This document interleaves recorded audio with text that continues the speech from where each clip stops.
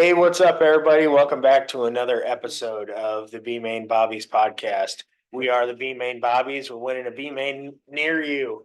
I am Tanner Allen, driver of the number 22 IMCA stock car, and I am here with fellow Bobby, driver of the number 72H IMCA stock car, Miciah Hidlebaugh. We meet again. We meet again. We meet again. And we got some sweet banners with our faces on them. We did.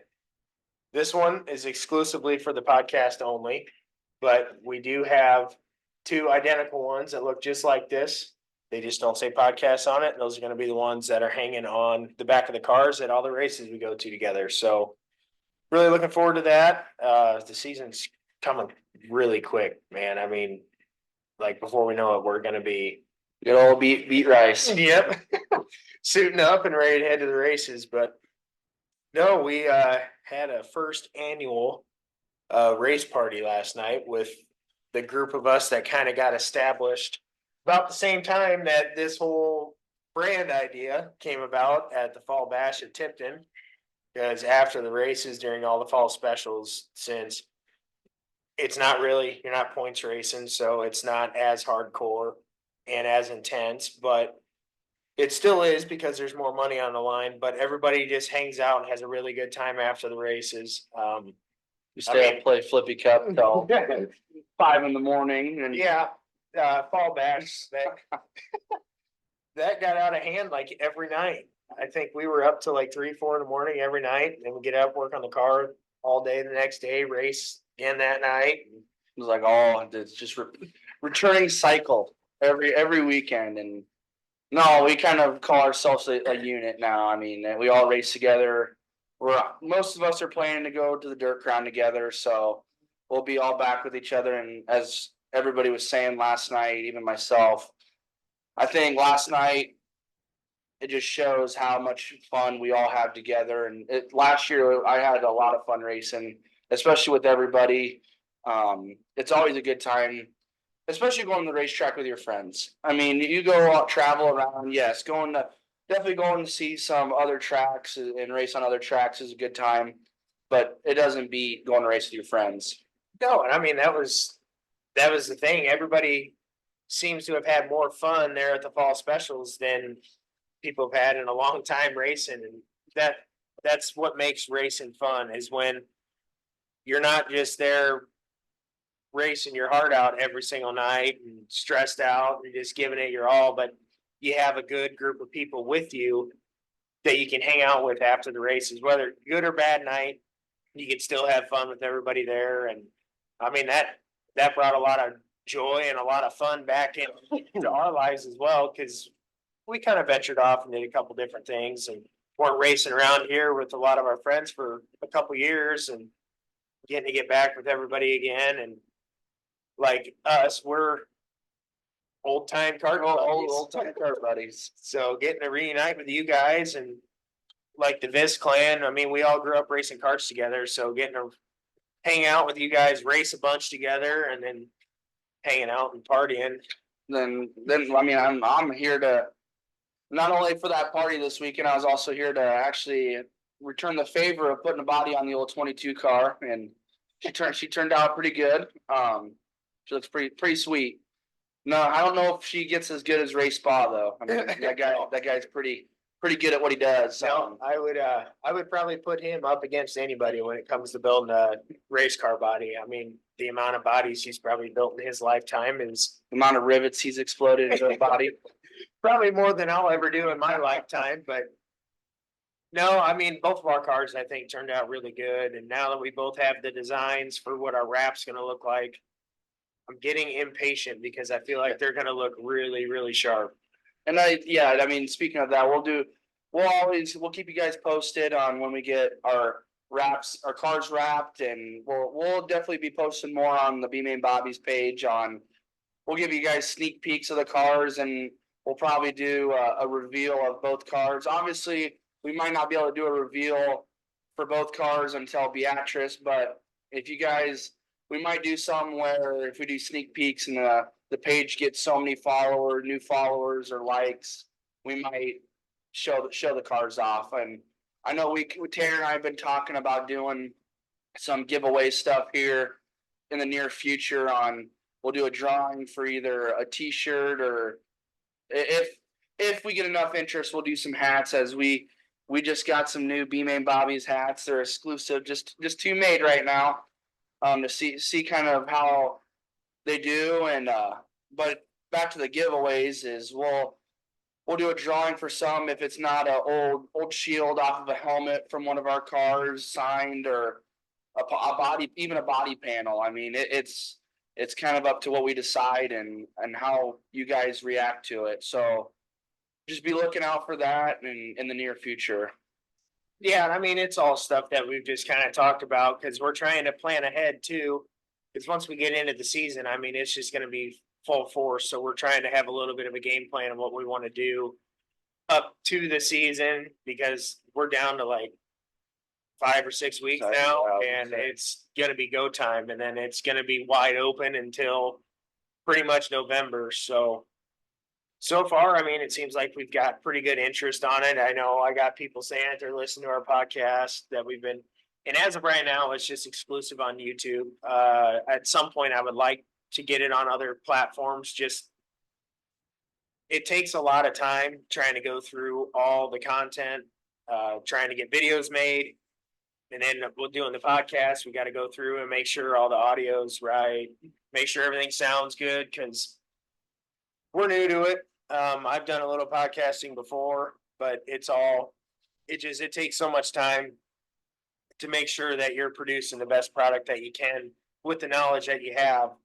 I mean, we just spent probably an hour trying to figure out how to try and get a camera set up and trying to get my wireless mics to work. And it's all trial and error, but we're doing what we can with what we got to try and do as much content as we can.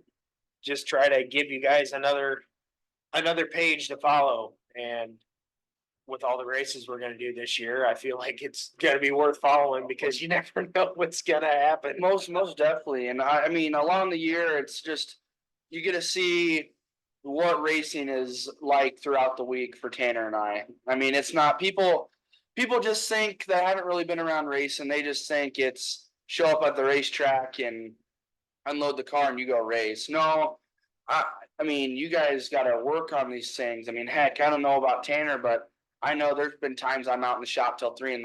and then I got to go to work the next morning. And yep, it's not fun. And we always make the joke that racing's a second job. And but we're going to be planning throughout the year to have special guests on the podcast too. It's not only just going to be Tanner and I. We're going to add somebody to it. Not all the time, but if somebody wants to be on it, give us one of us a message and we'll talk about it and we'll see if we can get you on the podcast. But we've got a few lined up so far. We're not going to tell you guys who they are, but just be on the lookout for podcasts with special guests, and I'm sure you guys will like it. Yeah, and I mean, having guests on podcasts, that's half the fun. It's just because you get to hear a different perspective than just us two sitting here rambling all the time. But granted, the brand is based around the two of us, but it's so much more because at the races, I mean, you have so many different personalities there. It's not just us, but like he said, we're going to try and give you guys as much of a raw example of what racing hard is for us, because when you work full time, I mean, it takes a lot. I mean, with my job, I mean, for the most part, I have pretty set hours, but there's times where things hit the fan and you got to spend extra hours, and then that cuts into time working on the car, especially when you're trying to run as much as we do. So it is a full-time job outside of your full-time job, and we pretty much scratch and claw at everything we can. I mean, sometimes you're like Corey LaJoy always says, you're stacking pennies. Oh man, I feel like I've gotten the luxury to work for my dad, and it's pretty easy to get off work to go race, but then I have to make the hours up usually afterwards, and it's tough. I mean, heck, when you go half day to go travel to go race, yeah, it's all fun and games. You get off work to go race, but heck, and then the next day I'm back to work making the hours up. I mean, it's not. I don't race for a living. None of us do. I wish we could, and it's definitely a goal, but I just don't think it's going to be in the cards for me to race for a living. It's just too tough. You got to have a lot of money to do it, and a lot of backing too. I mean, heck, I know for Tanner, he's got his dad, and I got my dad too. That has been a big support for me. But most of the time, my dad can't go to the races all the time, so it's been usually just me work on the car at the pits because my fiance really can't. She doesn't know much on how to make an adjustment, so it's heck. I always usually say it's a one-man crew in my pit, and usually we all help each other out when we're at the races together. I mean, we're all one big family, and when we show up at the track, if anybody needs anything, one of us is there to definitely kick in and make sure we're all out there on the track that night, and no one's left out. Um, it's just a lot goes into it, and I mean, you can even ask those guys that do race for a living. I mean, that is still a lot. And I mean, you just think about it. I mean, they're on the road 24/7. You don't have a home life. Your home life's in your motorhome.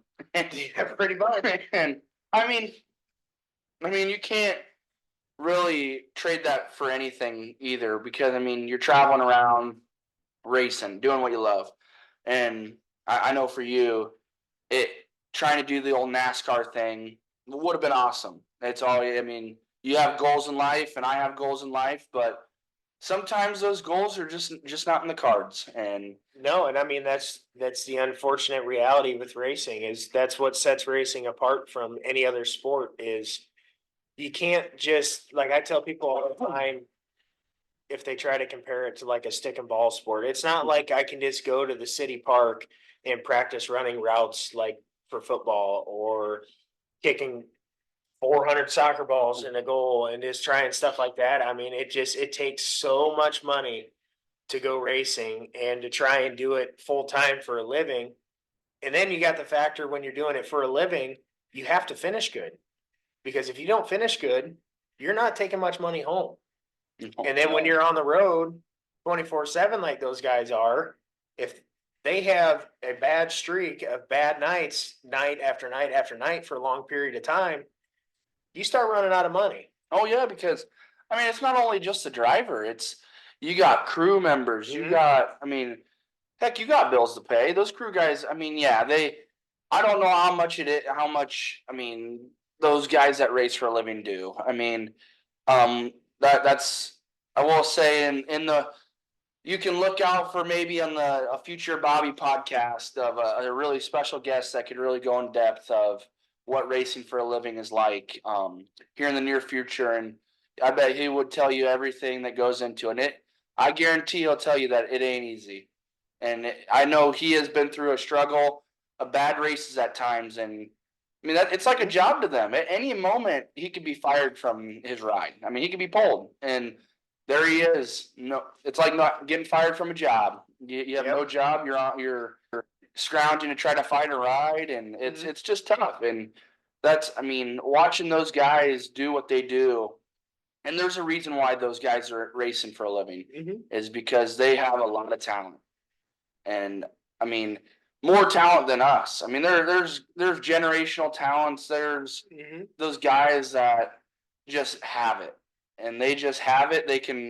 They'll wheel this table to a victory lane. I mean, it's just they have it, and those guys most of the time succeed in the dirt world just because of they're always trying to move up the ladder in a sport. They are always trying to move up the ladder, and that's going from class to class. I mean, they're trying to race the best of the best. They're trying to get in the upper classes, and but the way I look at it, I mean, I've always wanted to race a stock car, and that's where I'm at, and I have a blast doing it. And I mean, my dad raced stock cars, and it's just every time I'd go to the racetrack, I'd always want to watch stock cars. And well, here I am. I mean, I feel like I've kind of crossed the goal off my list, and that was to race stock car. But I mean, I have other goals, especially this year. I have quite a bit of goals, but I don't think racing a late model is in the goals right now.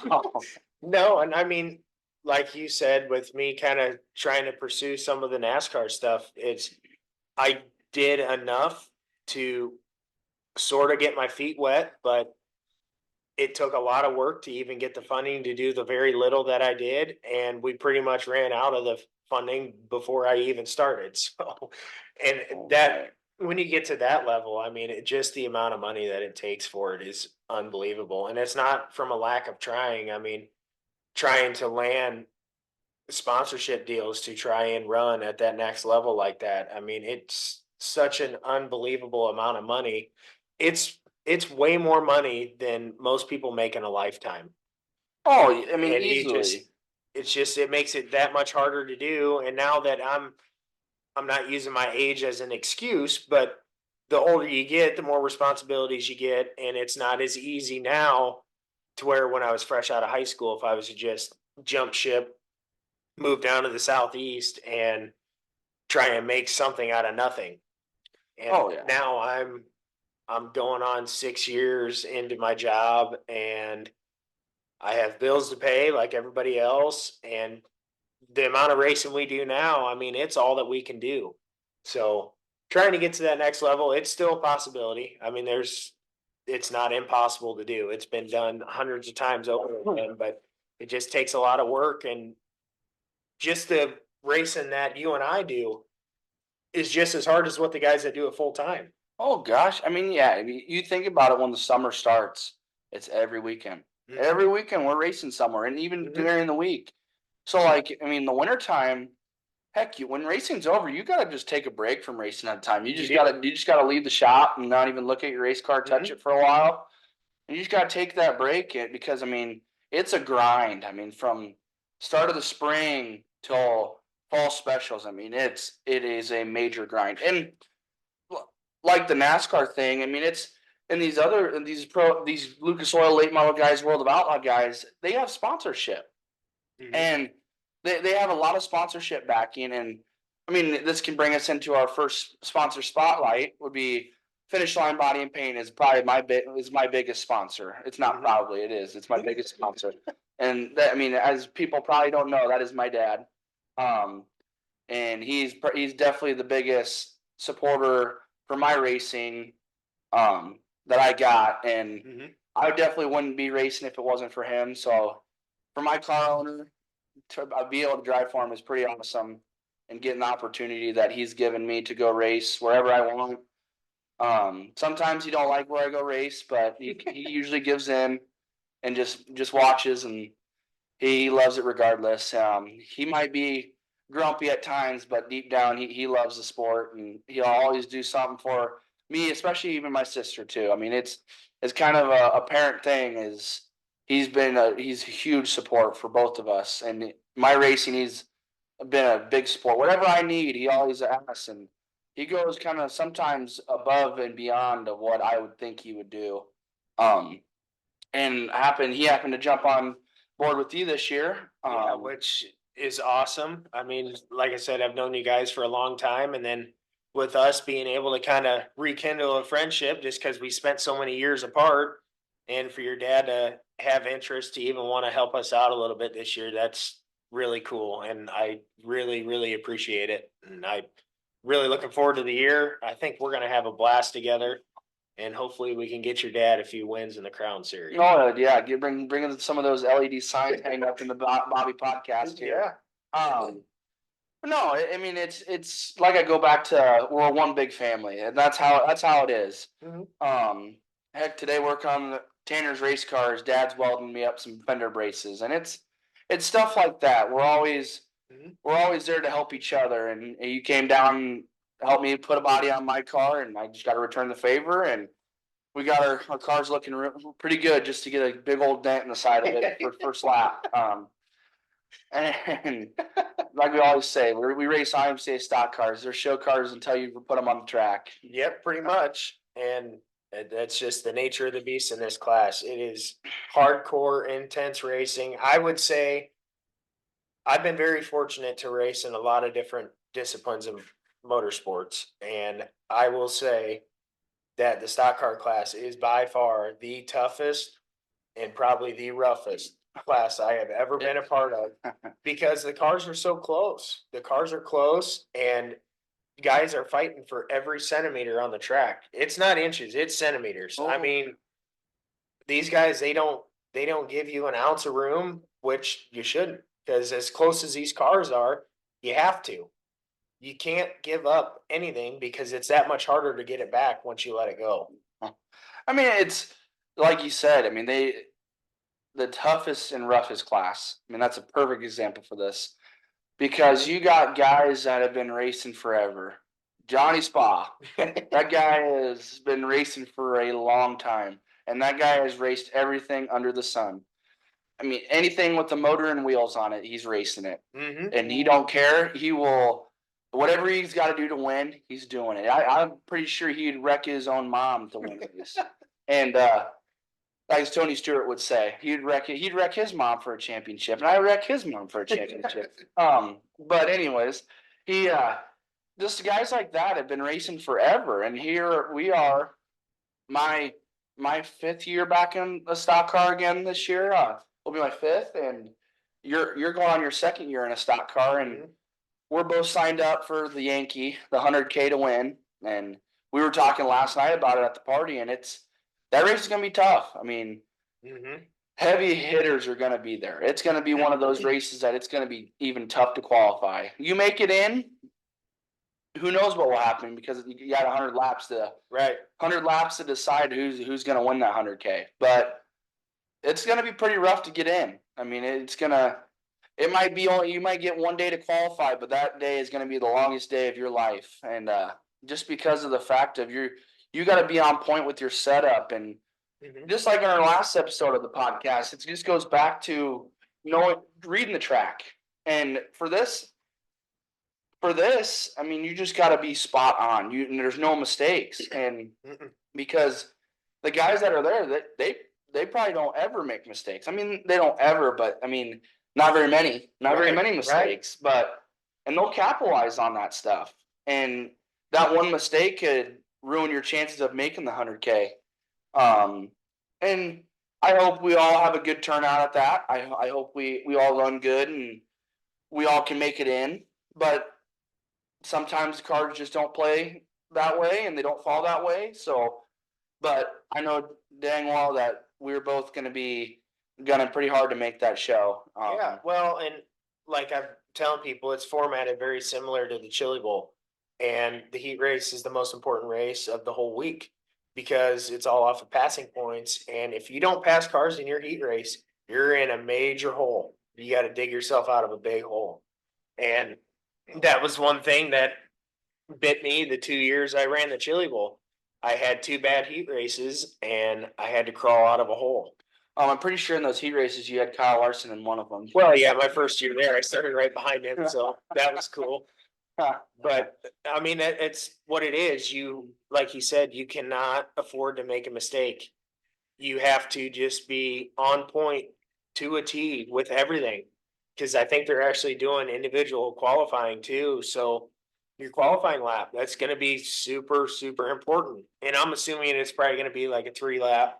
Oh, I Qualifying guarantee or you whatever. run kind of like what Lucas Oil does. I would Yeah. assume you run hot laps, then you get grouped into your qualifying, and you go out and you run, maybe 2-3 laps, and that's what you get. And then you're placing yourself for your heat race, and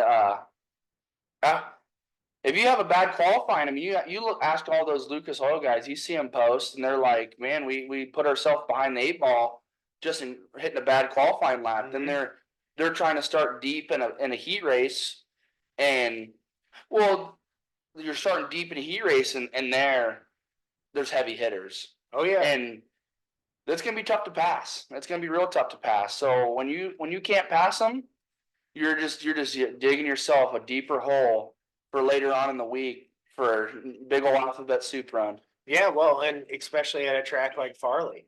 I mean, that place is such a high momentum track that if you start in the back of your heat race, I mean, you got to pass everybody on the first lap.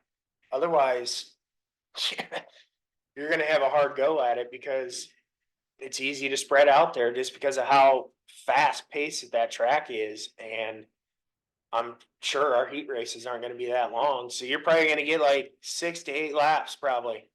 And you got to go. they ain't gonna be the easiest heat races you've ever been in. They ain't no weekly show. No. But I mean, there's gonna be some weaker heat races than others, and I'm already betting on myself to get in the stack one. Like every race I get into, I'll have 3 5-time champions of fucking something. Excuse my French. But here we're at the Bobbies. We let the things fly. We go with the flow. Get a little rough around the edges. A little rough around the edges. But I mean, it's stuff like that. It seems like every heat race I get into, I have a guy that's won 300 races or a guy that's won this and that. And it's like, man, could I just get like some luck here and not get like an easy heat race, but give me a break and not give me something that I'm just can't even swing a bat at. Yeah. And it's one of those that people will say, "Oh, I mean, you've come from the back before, and this, so why are you saying that?" And it's just because those guys are so hard to pass because they are so on top of their game. Mm-hmm. And it's not saying Tanner and I aren't on top of our game. I guarantee when we roll into a track, people say, "Oh man, look, these guys showed up," or we're in a heat race and they're like, "Man, those guys are going to be tough to pass." Because I know I'm saying the same thing about other people. I mean, yeah, it's when you get a heat race full of heavy hitters, you're like, man, this just made my night really hard because you're trying to fight to even get into the feature that night, and not get yourself behind the 8 ball for a big alphabet soup run. And that's even at the dirt crown races. Those dirt crown races, they ain't going to be easy either. There's going to be some heavy hitters there, but it's more of a tame back series. I will say that. It's more of a tame back series. You get your heavy hitters, but you also get the guys that they go for the experience. But this Yankee, yeah, I mean, it's going to be the best of the best. Ain't no slouches at that one. No, and with that kind of money on the line, you can guarantee that everybody, they are going to be, you think that this class is rough and tough now, but now you're going to throw $100,000 on the line. I mean, it's going to be, it's life changing. Yeah. I mean, that could be a game changer or a career changer for anybody that wins it, depending on who wins it. I mean, that could open a lot of doors for you. So, well, heck, I'd be careful. You heard Johnny Spa today. He said he did say if he wins it, he's probably leaving the country. So all you Spa guys, be careful. If that guy wins it, you might be out of a chassis building. Yeah, but no, it's gonna be one of those once in a lifetime races for sure. Because I don't think there's ever been this kind of money for a stock car race before. No, the most they've done was the 50 grand at Batesville, that Bench Lacrosse one. That's the most I think I've ever seen. They did 25 at Vegas. They did a 50,000 at Vegas also.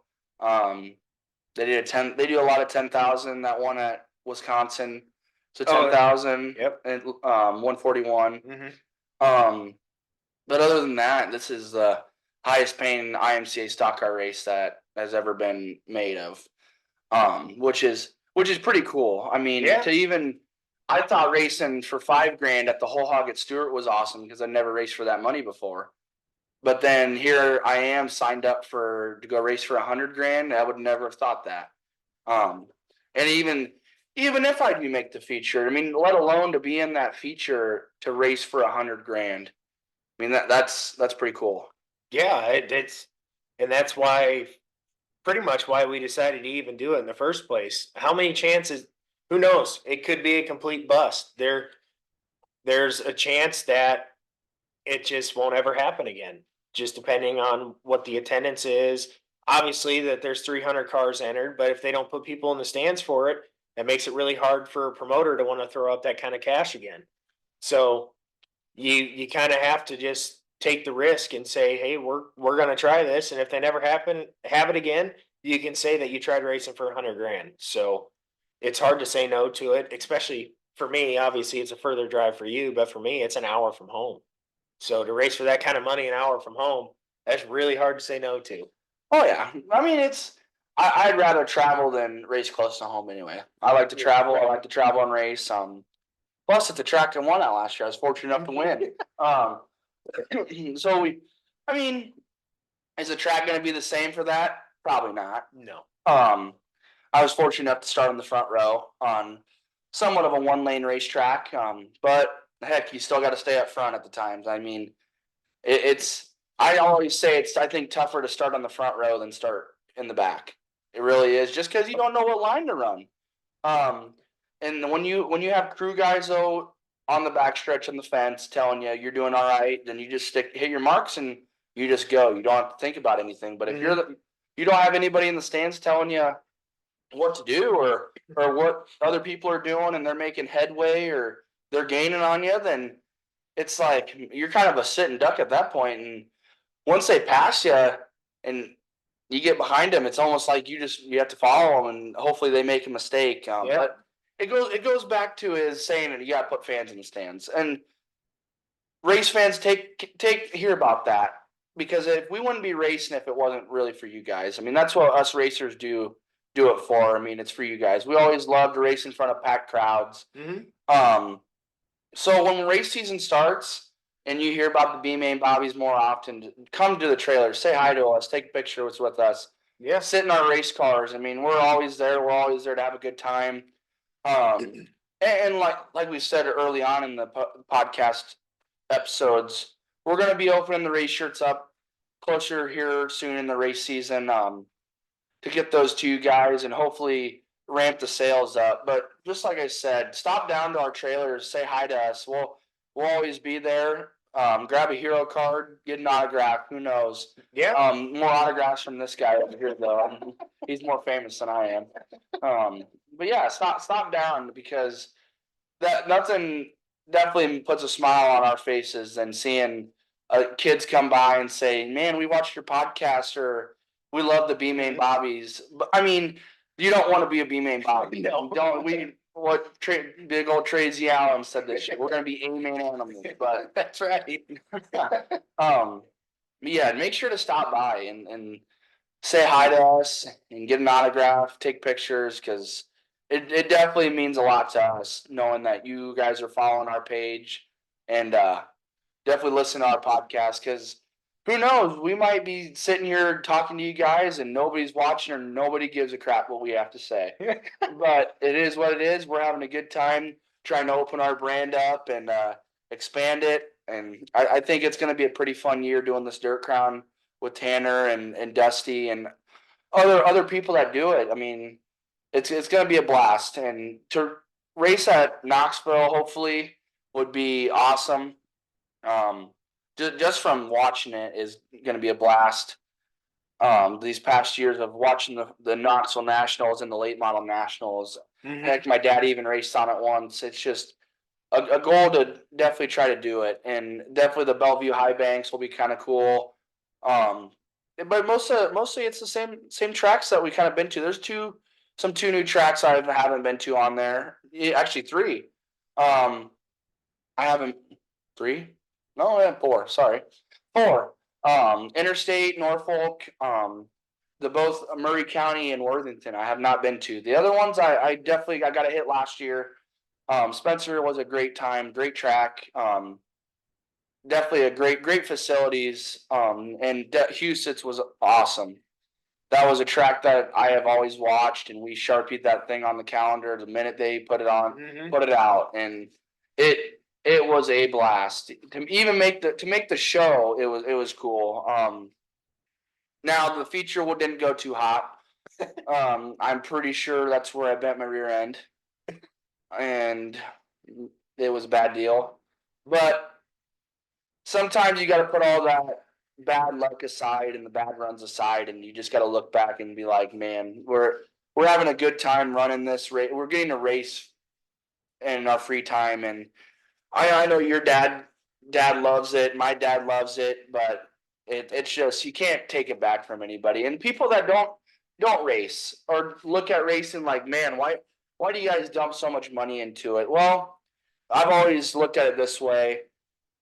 A father and son relationship is a big thing. And there's guys that go hunting, father sons go hunting. That's what they do. That's their hobby. Well, my dad and I, we have done this since the go-kart days with Tanner and his dad. And we when I kind of grew out of the karts and I quit racing, and my dad said he's never going back to the racetrack ever again. Never going back because he knew what would happen. Well, sure enough, I went back and he went back, and then we got back in the racing, and here we are. We definitely we've butted heads a few times, but in all, I wouldn't be here without him, and I really appreciate everything he's done for even the sport. I mean, anybody else with his logo on his car. I mean, he sponsors a lot of people, and he would definitely take the shirt off his back to help anybody out, because that's just who he is, and I'm proud to call him my dad, and I couldn't do it without him. Yeah, I mean, it's same way with me and my dad. I mean, it pretty much since we got into the big cars, obviously in the go-kart days, my sister raced too, and my mom was there, and we were all involved. That was our family activity forever. And then when we got a little bit older and got out of the karting, we got into the cars. It was pretty much just me and my dad, and that's what it still is.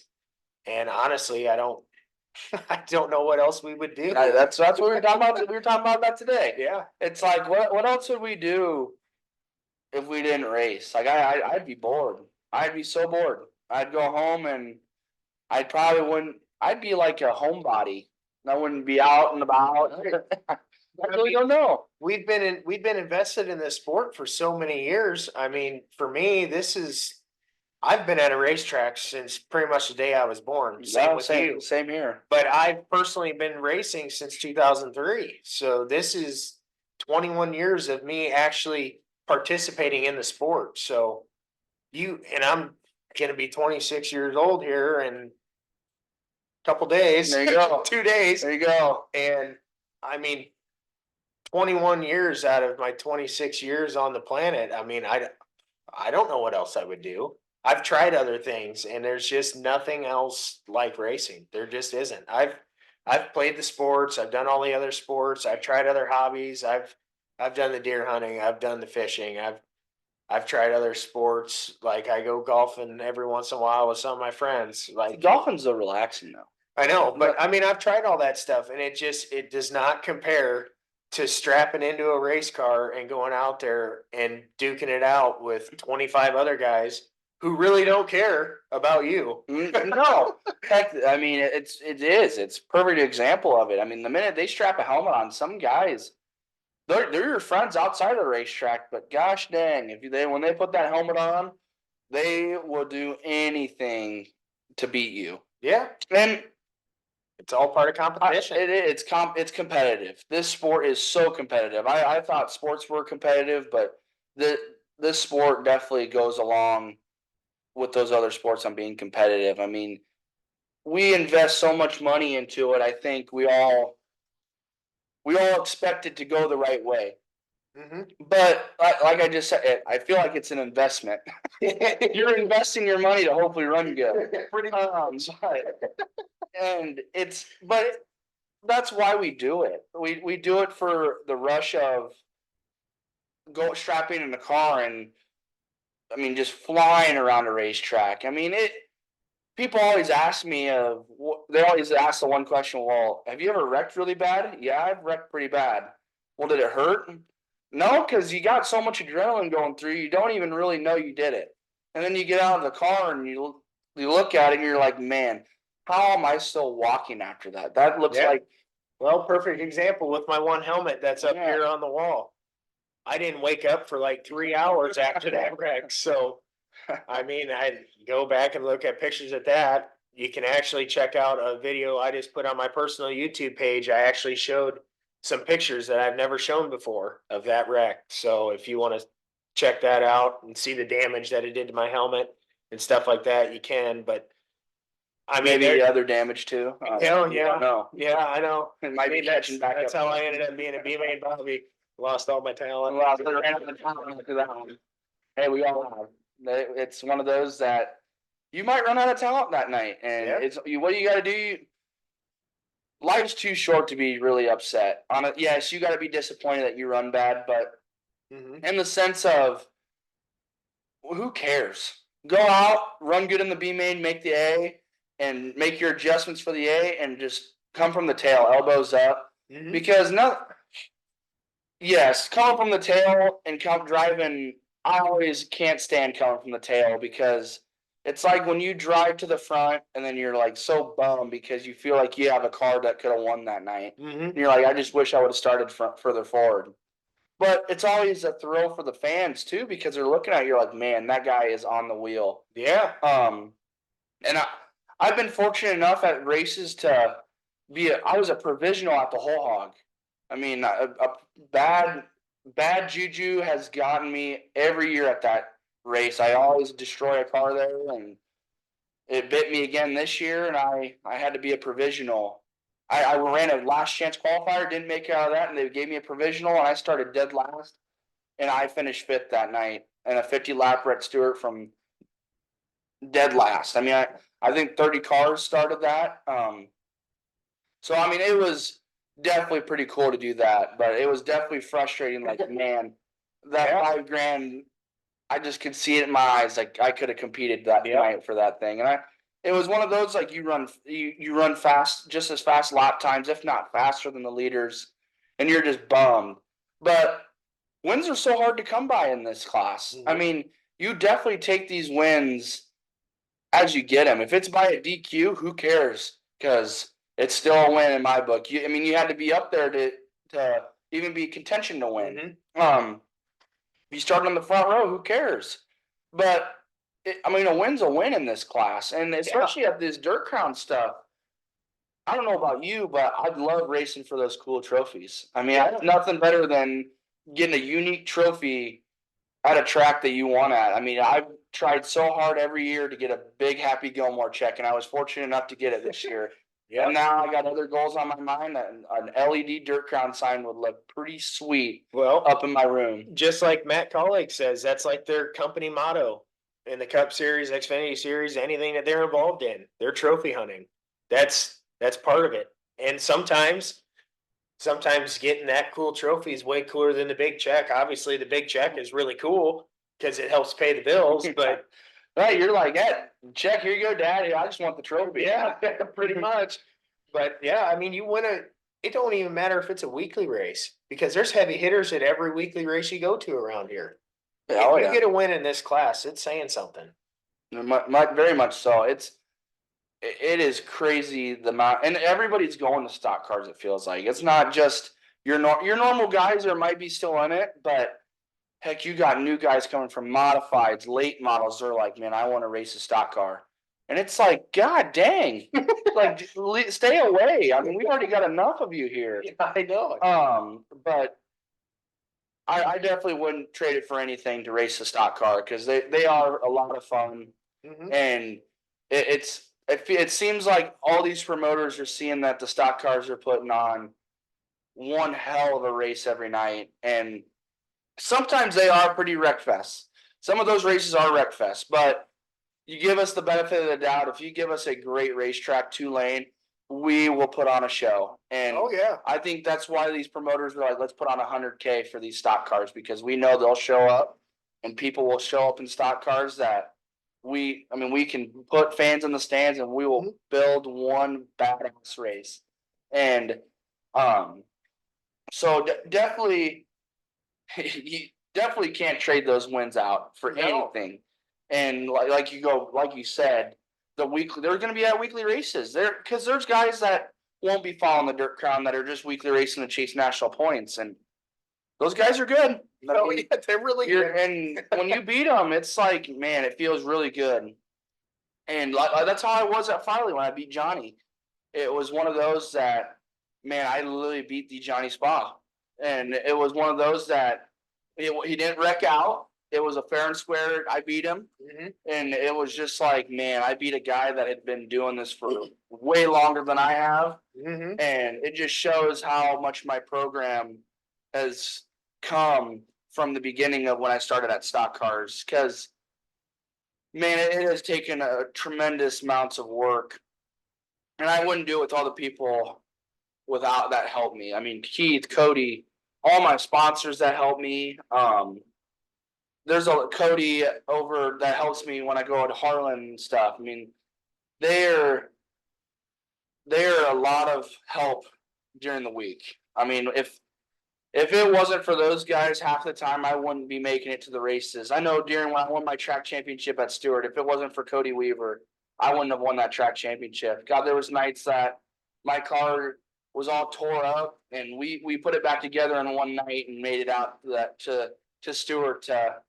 And I even had a good run. It was just one of those that there's the people that help you out know who they are, and they should get a lot of the credit for definitely supporting me. Yeah, I get the honor to hold the steering wheel and drive the car, but there's the behind the scenes people are a major part in our both of our programs, because if it wasn't for our sponsors and the people, our crew, we definitely wouldn't be making it to the track. And even my mom and dad, like I said earlier on in the podcast, if it wasn't for my dad, I wouldn't be doing it. And even my mom, both of them do a lot for me, and it just I love to do it, and they know I love to do it, and so I think that's why they keep rewarding me and letting me drive their race car. And so hopefully this year both of us can pull off many of those Dirt Crown wins. If not, at least just get one. If me and you can get one Dirt Crown win, I'd call that a successful season for the Bobbies.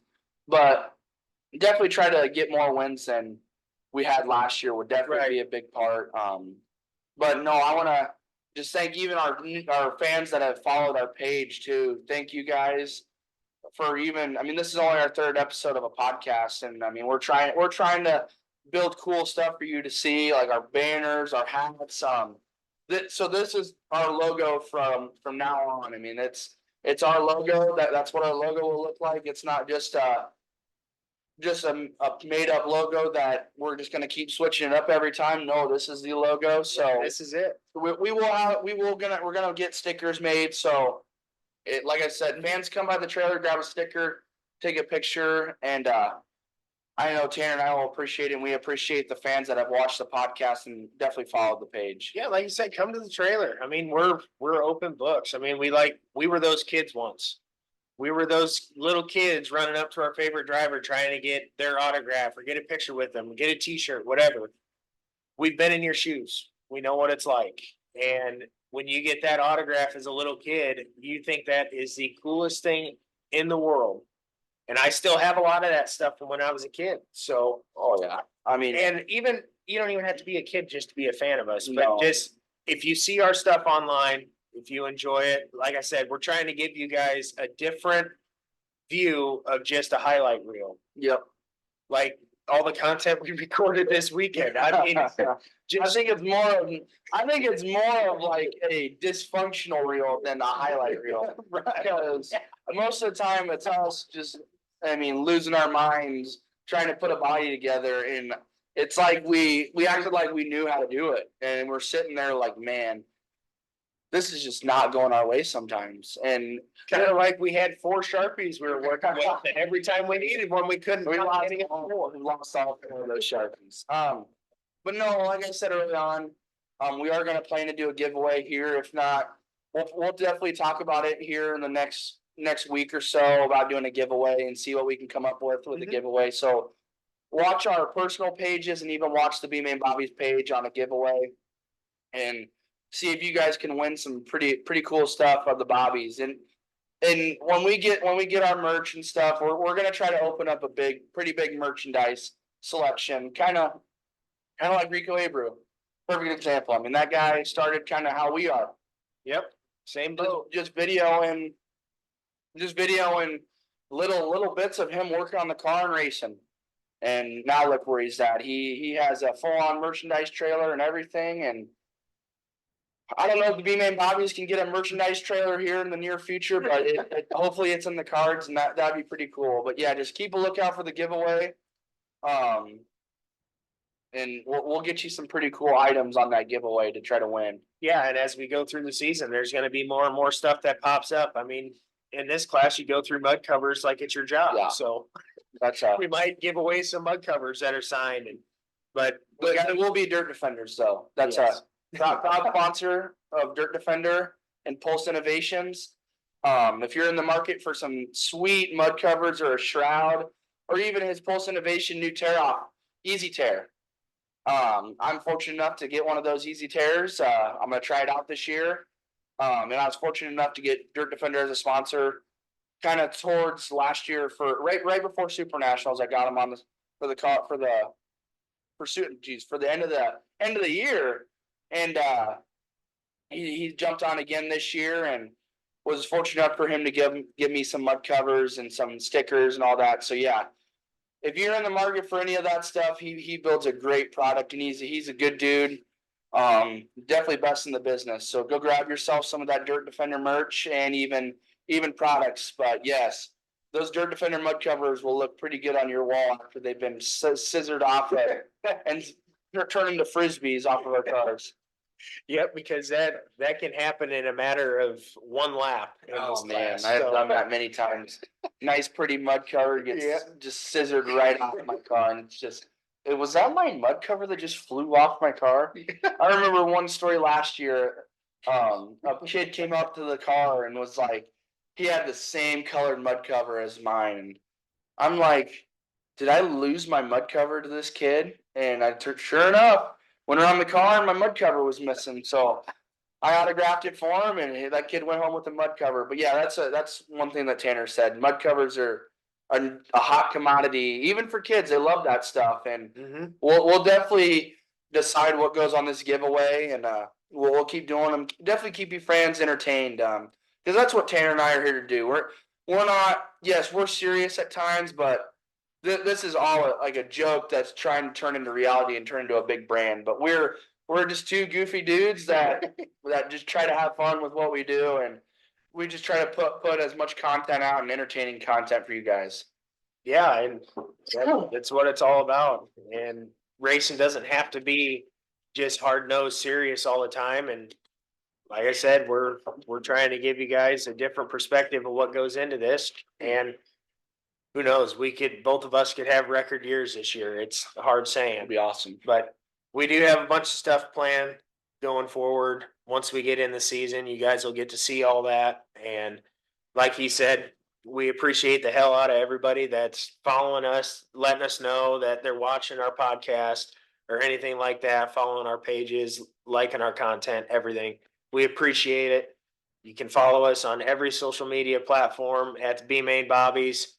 And our personal social media handles is on everything. So you guys can find us anywhere. We appreciate everything. And we're going to try and grow this thing as much as we can this year. And I think that's about all we got for tonight. So thank you guys again. And we will catch you on the next one.